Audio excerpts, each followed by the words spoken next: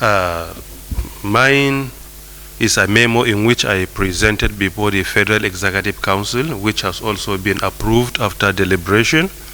That is the National Policy on Fifth Generation Networks for Nigeria's Digital Economy, the National Policy on 5G. So that policy has been approved by the Federal Executive Council today.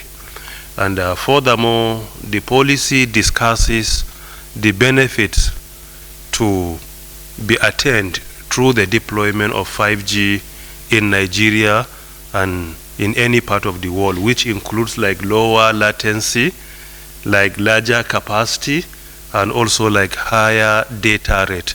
These are the three major benefits of fifth generation. And in a simple language, we can say it will open many opportunities economically, academically, educationally, and even in health sector.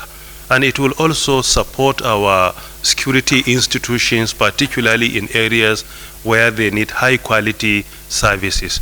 So these are some of the benefits to be anticipated when fifth generation or 5G is deployed in Nigeria. And prior to that, as you all know, in 2020, there was a time that we started working and we started the fifth generation trials. And there was a complaint from citizens about relationship between 5G and COVID-19. Because of our government is a responsible one, we put everything on hold. We engage more stakeholders. We spent almost 18 months working on that. And we also wait for the resolution and the verdict of the two most important organizations globally when it comes to the deployment of telecommunications facilities.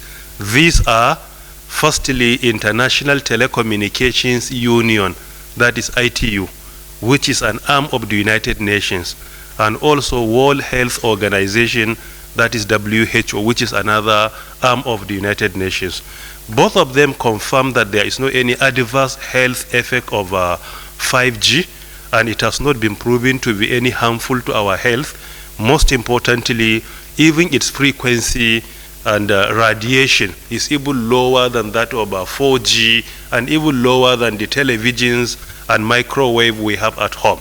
So they have already issued that, and they explain about its safety, and also they advise nations on the regulations and the standards to be used in the course of the deployment.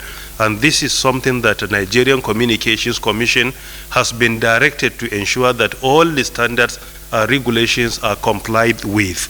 And furthermore, you will all recall that in order to create awareness and sensitize our citizens, Nigerian Communications Commission has been reaching out to citizens through local languages to tell them the advantages of 5G and where we need it.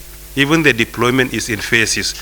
We can only start with major cities in Nigeria where there is need of a very high quality broadband. So only few places will start to benefit from it. And we do hope that a plan will come up immediately that will show that from now to 2025, we will be able to ensure that significant towns and cities in the country will also benefit from 5G. We organize stakeholders prior to the presenting of the memo in at least 5 to 6 stages. We were in the National Assembly for public hearing, in which stakeholders were invited. We did the trials of 5G on 29 November 2019, which I personally did the trial here in Abuja, and we conducted the same trial in 5 other cities in the country. And this is to show to us that government has engaged citizens and at the same time allowed experts and other stakeholders to say, to make recommendations, suggestions, and even constructive criticism where necessary in order to ensure a successful deliberation before the deployment. And finally, the National Frequency Management Council, which is the statutory council in which I happen to be the chair, will release the spectrum of 5G to the Nigerian Communications Commission in bulk when the conditions of deployment are met, so that the Nigerian Communications Commission, on behalf of the federal government of Nigeria, will release the spectrum to the mobile network operators for the deployment of 5G. with the approval of this national policy on 5th generation or 5G, NCC has been directed to start immediately, to start working immediately to come up with regulatory instrument that will ensure its safety and many more. Our government gives more priority and preference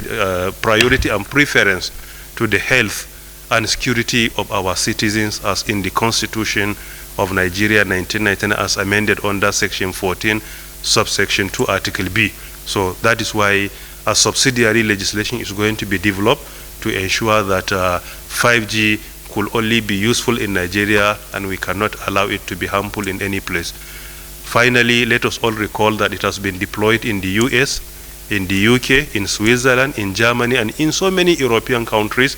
It has also been developed in the Republic of Korea, in China, and it has also been deployed in Africa, like here in South Africa, in Lesotho.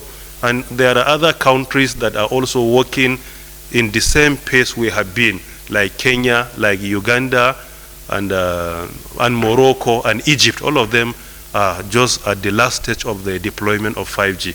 And I congratulate Nigerians for getting the memo approved by the Federal Executive Council, and I do hope that we will soon benefit from 5G to get high quality broadband. Thank you very much. Now,